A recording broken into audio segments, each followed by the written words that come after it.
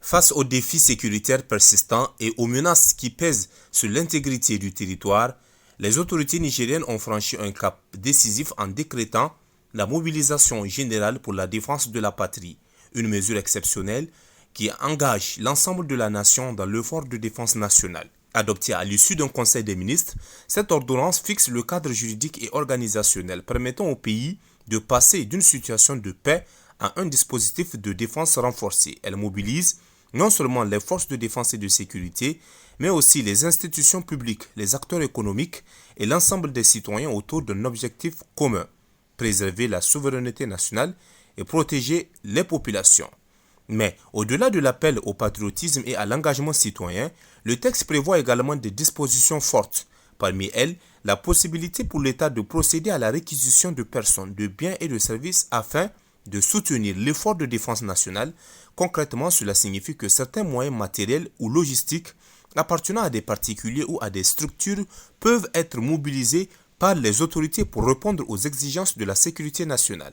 Dans ce cadre, chaque citoyen est tenu de se conformer aux mesures liées à cette mobilisation, notamment répondre aux appels des autorités, se soumettre aux réquisitions éventuelles et respecter les dispositions mises en place pour garantir l'efficacité du dispositif. L'ordonnance prévoit également des restrictions sur certaines communications ou activités susceptibles d'entraver la mise en œuvre de la mobilisation générale. Ce projet d'ordonnance procède de deux lois. D'abord de l'article 43 de la charte de la refondation qui était issue des assises nationales et puis d'une loi de 2002 qui porte sur la défense de la patrie. Ça, c'est les fondements juridiques. Maintenant, qu'est-ce que c'est que la mobilisation générale pour la défense de la patrie? Il ne s'agit pas d'aller en guerre comme les gens le pensent. Il s'agit simplement de prendre des dispositions préventives en cas de. Alors, ça va donner le droit à l'État, en tout cas d'accéder aux citoyens en toute légalité.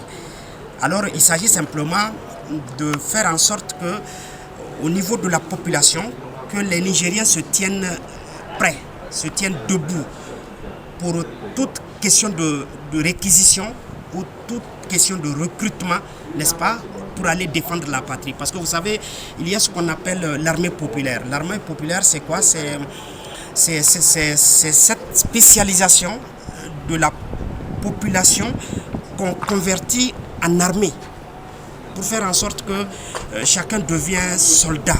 Voilà, s'il le faut bien entendu, parce que nous sommes aujourd'hui contextuellement dans un environnement subversif, un environnement dangereux. Je vous rappelle que ces derniers temps au Nigeria, on a vu les États-Unis qui ont procédé à une action militaire tout près de nous, à 200 km à Tsukoto. Eh bien, il ne s'agit pas d'une question, de la question chrétienne dont on parle pour protéger les chrétiens. Non, il ne s'agit nullement pas de ça. Il ne s'agit pas encore moins d'attaquer le Nigeria, mais il s'agit de dire une communication, quelque chose à l'IOS, particulièrement au Niger. Faites attention, nous sommes derrière vous, on va venir. C'est ce que ça veut dire selon moi.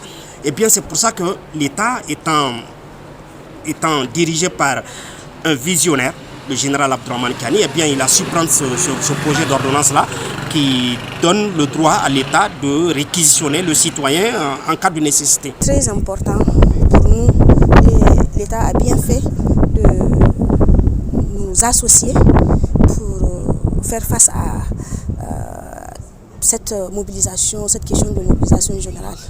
Pourquoi? Parce que le CCR est une institution inclusive.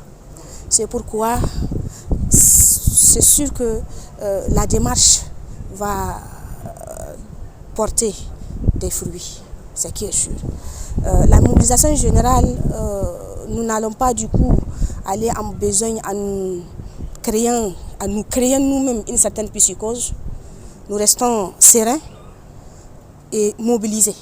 Nous n'avons jamais été démobilisés, nous allons continuer à rester mobilisés pour faire face et rester aux côtés du président de la République, chef de l'État et de ses compagnons de lutte, ceux du CNSP et tout le peuple du Niger à nos côtés pour faire barrière à toute éventualité. L'objectif, oui, du déplacement des experts venant des autorités publiques, c'est de demander aux conseillers qui sont dans différents horizons de passer, de relayer le message, d'informer la population parce que il y a la désinformation quelque part. Une mobilisation nationale qui appelle donc à la participation de tous et qui place la solidarité, l'engagement citoyen et la défense de la souveraineté au cœur de l'action collective.